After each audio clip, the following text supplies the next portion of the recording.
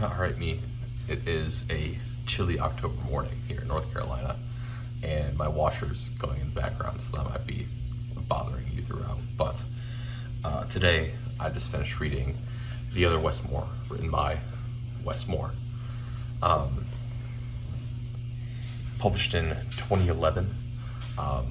It is kind of a combination of biography, autobiography, and journalistic adventure throughout,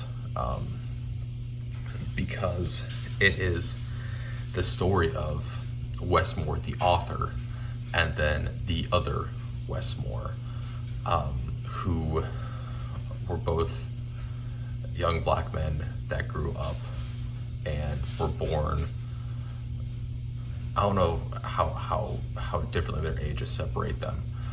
It might be a year or two, but both young black men that initially lived in Baltimore and just a few blocks away from each other, and then ended up living incredibly different lives, right? And it became a New York Times bestseller, and I think I would argue part of that reason is because of when this was published is when a lot more of the focus on education and looking at how do we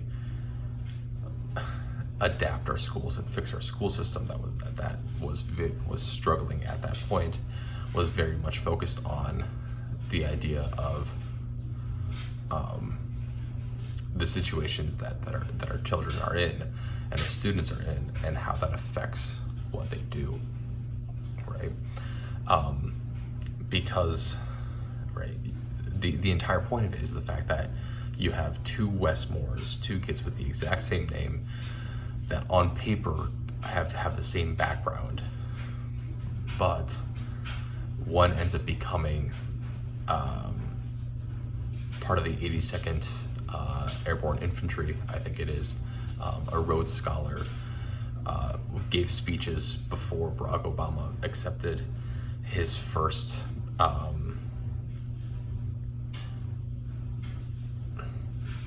nomination for president, right? That's the word I was looking for, nomination.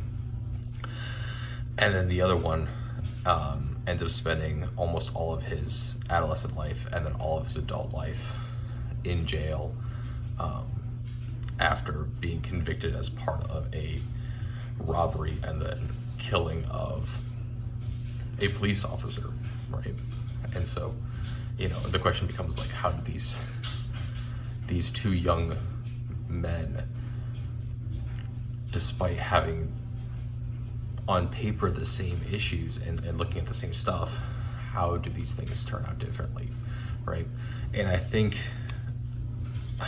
this is the second time I've read this book. I read this first when I was just starting into education as a major, and I wrote a paper on it, and in that paper I argued that the biggest difference between the Wes Moores came down to expectations, right? The expectations of who they were going to become, right? And it's because our author, Wes Moore, right, initially has a family dynamic in which, I should say that also both Wes Moores are effectively raised by single parents and older siblings, right? They're both raised by their single mother and an older sibling. The difference being that the author, Wes Moore, has a family expectation of success, right? The older sibling, his older sister, is at that point in his life is doing pretty well in school and looking to do very well. The mother is someone who openly sacrifices a lot.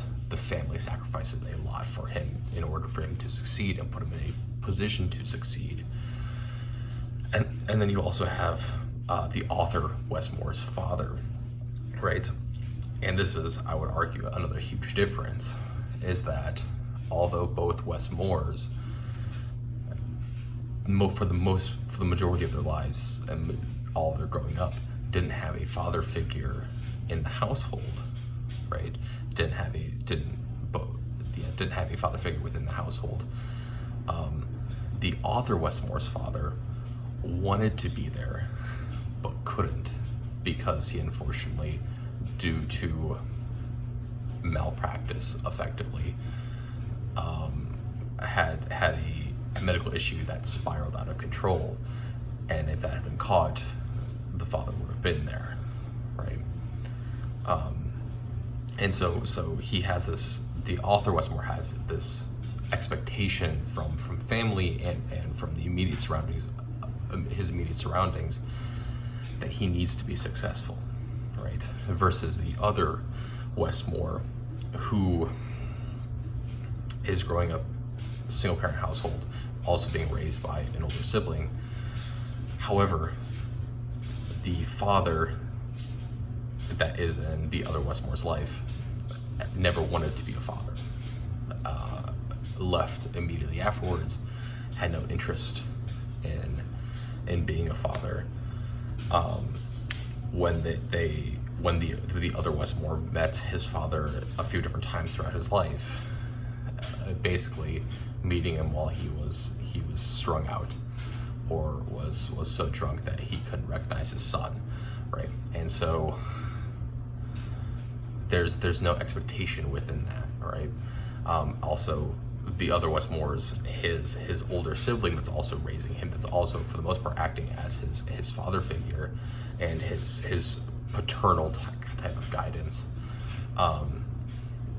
is dealing immediately throughout in his life, and is a pretty prominent dealer by the time he turns 17, in the projects of Baltimore.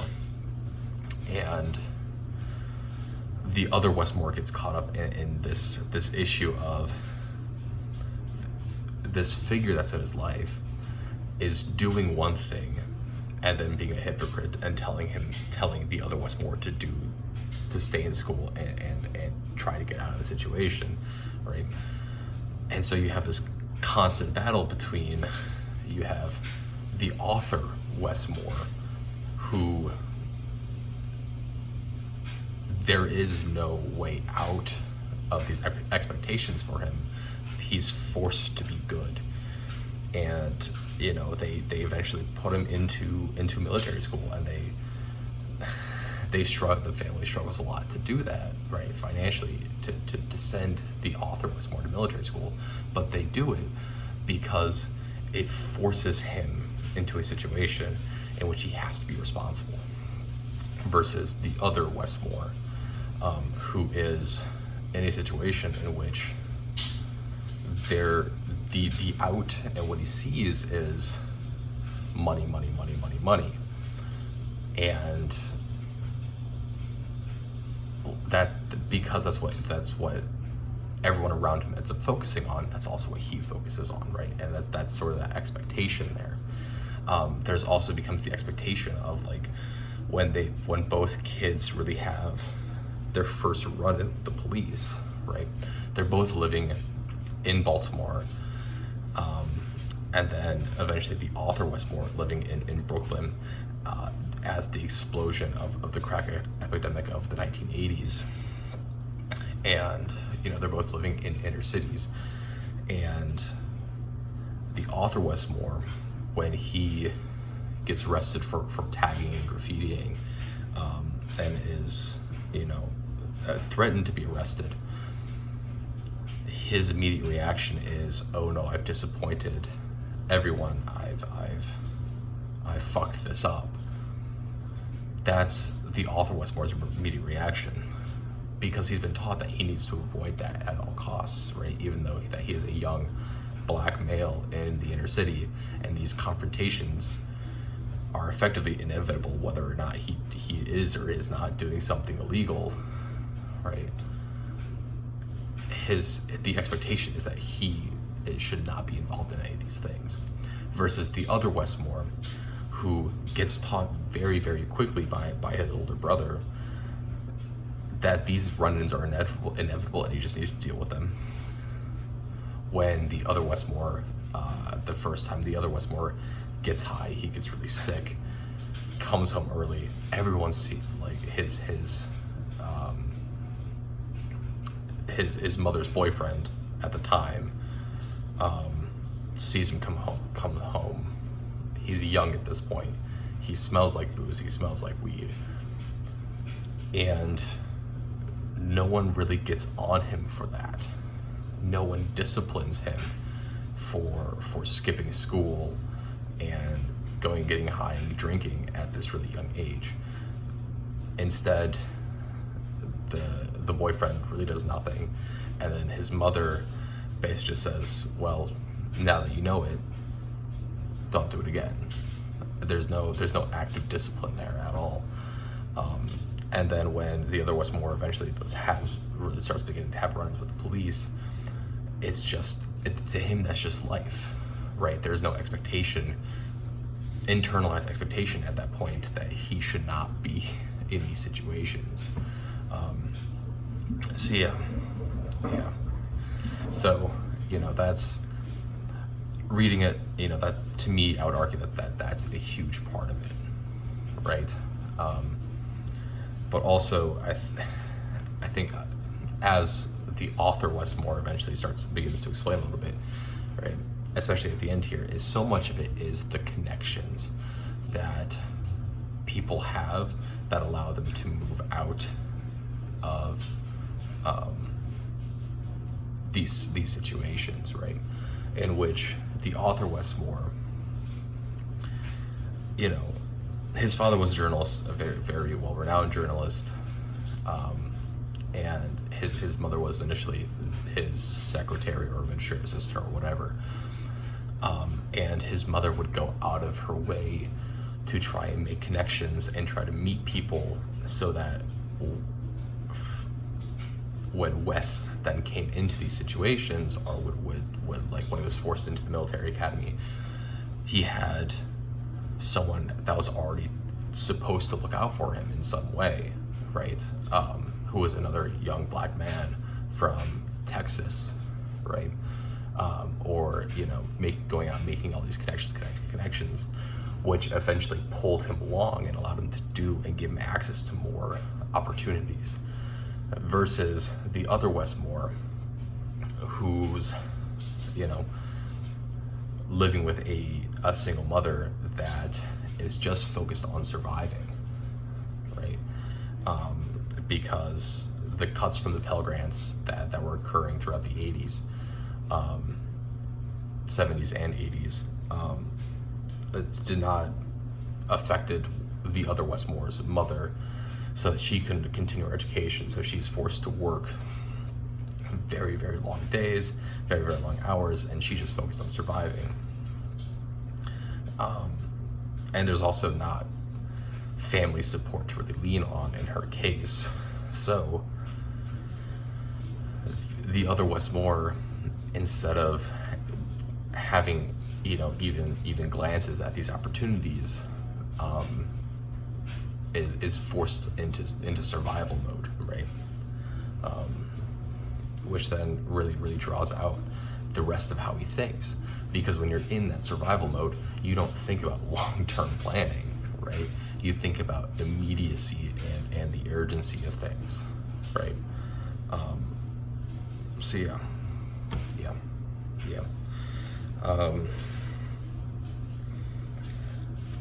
I think the other thing to pull from this book is, I don't remember which Westmore says it, but one of them says it towards the middle of, you don't always understand when you have a second chance versus when it's your last chance.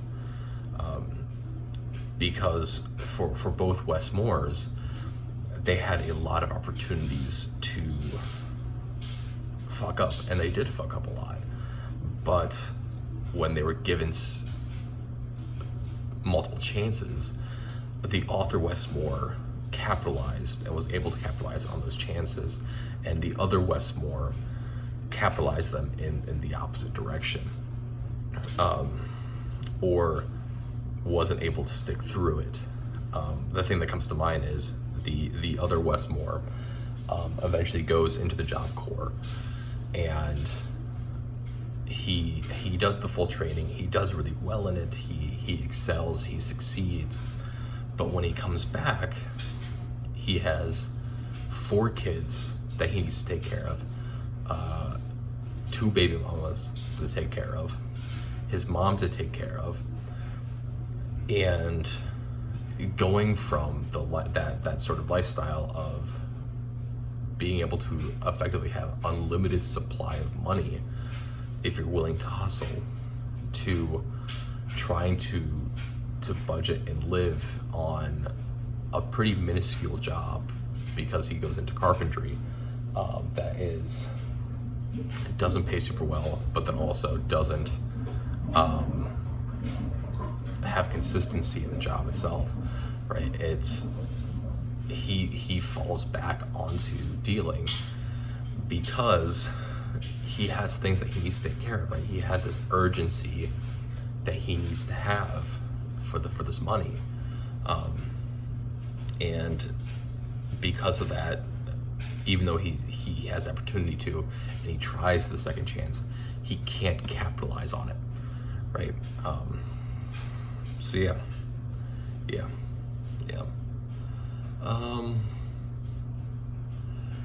Yeah, I would say those are really the big things about the other Westmore. Yeah, very, very good book.